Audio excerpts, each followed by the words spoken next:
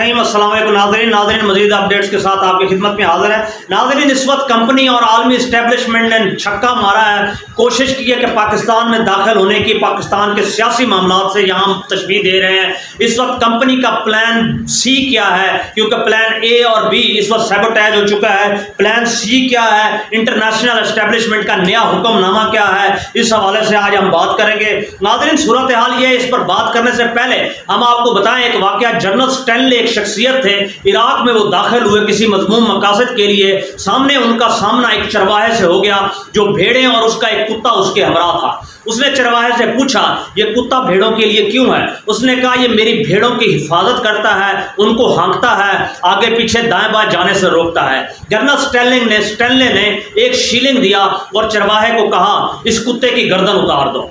जनाचा एक शीलिंग लेने के बाद चरवाहे ने यक आन की आन कुत्ता पकड़ा और जेब से खंजर निकाला और उसकी गर्दन अलग कर दी। थोड़ी देर बाद उसने दूसरा शीलिंग दिया और चरवाहे को कहा कि इसकी खाल उतार दो। चुनाचा चरवाहे ने वही किया, कुत्ते की खाल उतार दी। जब इसी तरह में जनरल स्टैनले मुस्कुराया और वापस मुड़ा। पीछे जो ही मुड़ा, चरवाहे ने दोबारा आवाज दी, अगर आप मुझे तीसरा शीलिंग दे दें तो मैं इस कुत्ते का गोश्त भी खाने को तैयार हूँ। इस बात पर जनरल स्टैनले ने एक तारीखी जुमला कहा, मैंने तुम्हारी औकात पहचाननी थी कि तुमने अपने मुहाफिजों के साथ क्या किया।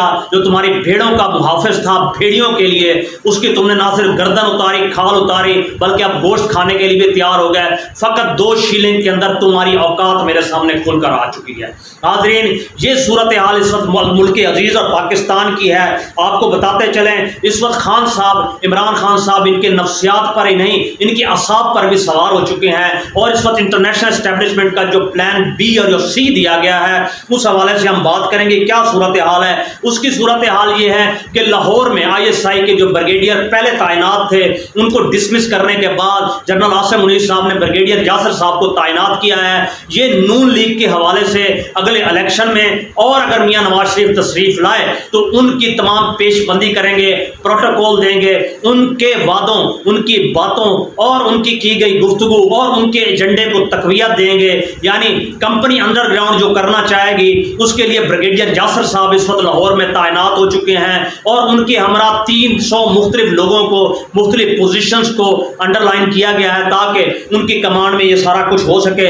आज नाज़रीन अपडेट ये है कि अमरीकी सफीर मुजफ्फराबाद पहुंच चुके हैं। आप अंदाजा लगाइए, कभी ये मुजफ्फराबाद हैं, कभी चीफ इलेक्शन कमीशन के पास हैं, कभी डब्बू के पास हैं और कभी किसी के पास हैं। ये करना क्या चाहते हैं? ये बता रहे हैं पूरी दुनिया को कि पाकिस्तान हमारी कॉलोनी है, हम जैसे चाहेंगे वैसे इस बात को मोड़ेंगे, उसी तरीके से तोड़ेंगे।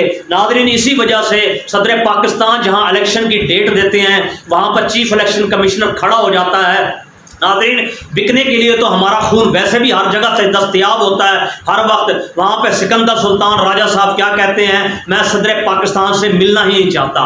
उसकी वजह, जब आप अमरीकी सफ़ीर से, अपने बड़े आका से मिल लिए तो फिर आप सदर पाकिस्तान को क्या घास डालेंगे और चीफ जस्टिस ऑफ पाकिस्तान को किस तरह आप बात सुनेंगे?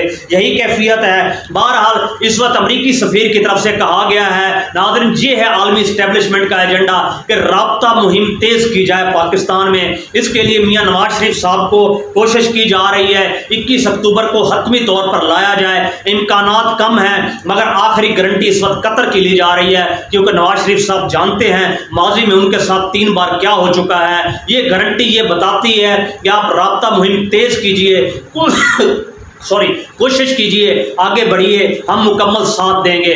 मगर हम यहाँ वही बात करते हैं जो इमरान खान साहब ने की है कि अगर हमारे लोगों को भी राब्ता मुहिम की इजाज़त दी जाए तब भी PTI विन करेगी, क्योंकि ये यकीनी है ताईद हमेशा इमरान खान की हो रही है। मगर ये लोग किस तरीके से मखलूत हुकूमत बनाएंगे, किस तरीके से बाजी पलटेंगे, ये आने वाले दिन बताएंगे। यही वजह है मोहम्मद बिन सलमान की कोशिश हो रही है कि पाकिस्तान लाया जाए। यकीनी तौर पर वो भी बखूबी हर तरह की हरकियात पर नजर रखे हुए हैं, बखूबी देख रहे हैं। यही वजह है गुज़श्ता दिन उन्होंने अपने आलमी दिन के मौका पर उन्होंने देखा कि पाकिस्तान की 24 करोड़ आवाम की नब्ज़ इमरान खान है, उसमें खसूसी तौर पर इमरान खान की पिक्चर लगाई। वजह यही थी कि आलमी इस्टेब्लिशमेंट हो या MBS हो, वो यूं ही 10 बिलियन या 20 बिलियन डॉलर नहीं दे देगा।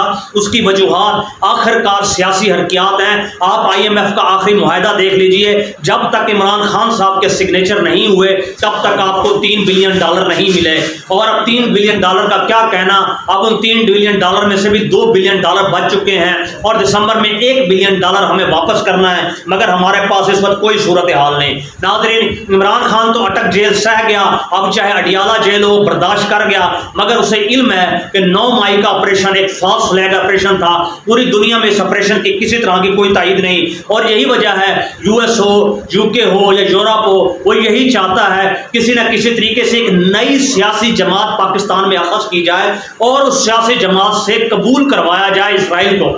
اس کی وجہ ساتھ ساتھ ہم فلسطین کو بھی ایک قبول کرنے کے لیے اسرائیل تیار ہے، افغانستان کو بھی، اور پاکستان کو نئے قرضہ جات دینے کے لیے بھی تیار ہے۔ یہی وجوہات تھیں جو گزشتہ دن ہمارے نگران وزیر خارجہ نے بیان دیا، اسرائیل کو تسلیم کرنے میں کیا حرج ہے۔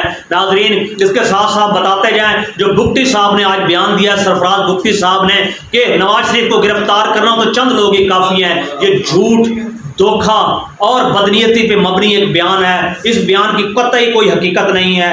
بہرحال عمران خان کے بغیر ابھی ایک قدم سیاسی طور پر آگے بڑھنا یا آگے حرکت کرنا ناممکن صورتحال دکھائی دے رہی ہے۔ اس کی وجہ بنیادی یہی ہے۔ ناظرین، آپ کو بتاتے چلیں، ظلم جس قدر بھی زیادہ ہوتا ہے، ہمیشہ بربریت اپنا راستہ ایک حد تک تو لے کے جاتی ہے، حق اپنا راستہ نکال کر ہی رہتا ہے۔ ناظرین، آنے والے چند دن بتائیں گے چیف جسٹس قاضی فائز عیسیٰ کے حوالے سے وہ کیا کرتے ہیں، ان کو گالیاں پڑتی ہیں یا تفاخر سے ان کا نام لیا جاتا ہے، لیکن آج انہوں نے جو اچھا کام کیا، اس وقت جو مسنگ پرسنز ہیں ان کے حوالے سے انہوں نے جناب ایکشن لے لیا ہے، مگر ابھی بہت کچھ باقی ہے۔ اس کے لیے صرف اور صرف 7 دن انتظار کیجئے، اور اس کے ساتھ ساتھ جو 10 ارب میڈیا کو بانٹے گئے، آج آپ نے دیکھا وہ تمام تر صحافی، وہ طلعت حسین جاوید چودھری کی شکل میں ہو، وہ عمران ریاض پر کس طرح کی سیاست کر رہے ہیں۔ صحافیوں کی جہاں تک بات آ رہی ہے، حسان نیازی صاحب کے حوالے سے 66 صفحہ صحافیوں نے ایک لیٹر لکھا ہے، ایک درخواست لکھی ہے چیف جسٹس آف پاکستان کو کہ جناب ان کو ریلیز کیا جائے۔ دیکھتے ہیں آنے والے دنوں میں اس حوالے سے کیا ہوتا ہے۔ ناظرین، اپنی بات کا اختتام کرنے سے پہلے حضرت عمر بن عبدالعزیز، جن کو عمر ثانی کہا جاتا ہے، ایک واقعہ آپ کو سناتے چلیں۔ ان کے خلیفہ تھے محمد بن عروہ، وہ جب خلیفہ بنے تو ایک گھوڑا لے کر آیا، اس گھوڑے پر سوار تھے۔ انہوں نے کہا کہ اے لوگو، یقین رکھو اور یہ دیکھ لو، محمد بن عروہ صرف ایک گھوڑے پر سوار ہو کر آیا ہے، اور جب عہدے سے معزول ہوگا تو اس کے پاس بھی یہی ایک گھوڑا ہوگا۔ ناظرین، جب وقت نے دیکھا، جب وہ اپنا عہدہ، ان کی مدت ان کی ختم ہوئی، تو واپسی بھی وہ ایک ہی گھوڑا لے کر گئے۔ ناظرین، یہ ہوتا ہے احتساب، یہ ہوتا ہے احتساب کا طریقہ۔ اگر آپ بیانیاں لے کے چلنا ہی چاہتے ہیں تو دیکھیے ان کے پہلے اثاثے کیا تھے اور اب کیا صورتحال ہے۔ صورتحال تو یہ ہے، آنے والے دنوں میں نہ PMLN ہٹے گی، نہ PPP ہٹے گی، مزید مال غنیمت کو یہ لوگ سمیٹیں گے۔ صرف یہ ہی کیوں، اور بھی بہت سی دنیا ہے جو مال غنیمت سمیٹنے کو بیٹھی ہے۔ بہرحال اس وقت صورتحال مزید دیگر گم ہو چکی ہے۔ ورلڈ بینک اس وقت آپ سے بات کر چکا ہے، اس کا کہنا ہے کہ پاکستان میں جب تک ٹرو گورنمنٹ نہیں ہوگی، ہم کسی ایسی گورنمنٹ سے بات نہیں کریں گے۔ اس وقت ضرورت اس امر کی ہے، دونوں طرف سے لچک دکھانے کی ضرورت ہے، چاہے وہ PTI ہو یا نواز لیگ ہو، کیونکہ سیاست نام ہی لچک کا ہے۔ اپنے اہداف، اپنے منشور اور اپنے مقاصد کو ضرور سامنے رکھیے، لیکن لچک دکھائیے۔ اس کے لیے میں ایک آپ کو واقعہ سناتا چلوں سلطان صلاح الدین ایوبی کے حوالے سے۔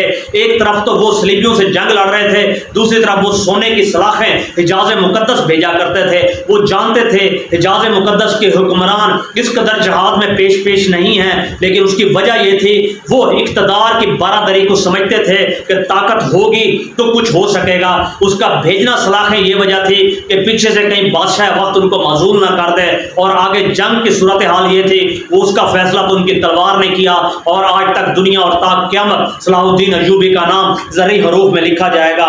ناظرین، اس وقت یہ بھی کہا جا رہا ہے کہ خان صاحب نے اسمبلیاں کیوں توڑی؟ جناب، ان کے گرد جو لوگ کھڑے کیے گئے تھے، آپ ذرا غور فرمائیں، وہ کمپنی کے ہی کے تو نمائندے تھے، وہ مشیر ڈبو کی شکل میں ہوں، وہ دوسروں کی شکل میں ہوں، وہ خٹک کی شکل میں ہوں، یہ سب وہی لوگ تھے جنہوں نے یہ اقدام کروایا۔ بہرحال آنے والا دن دیکھے گا کیا صورتحال ہے، اس لیے اب کوشش کی جا رہی ہے کہ بہتری کی طرف معاملات لے کے جائیں، مگر شدید خوف، ملال اور بوکھلاہٹ کا عالم ہے کمپنی کے اندر میں بھی اور گوال منڈی کے منڈیلا کے ذہن میں بھی، کیونکہ کمپین کے لیے واضح طور پر کوئی اہداف مقرر نہیں ہے۔ مزید اپڈیٹس جو آئیں گی اس حوالے سے آپ سے بات کریں گے۔ پاکستان پائندہ باد۔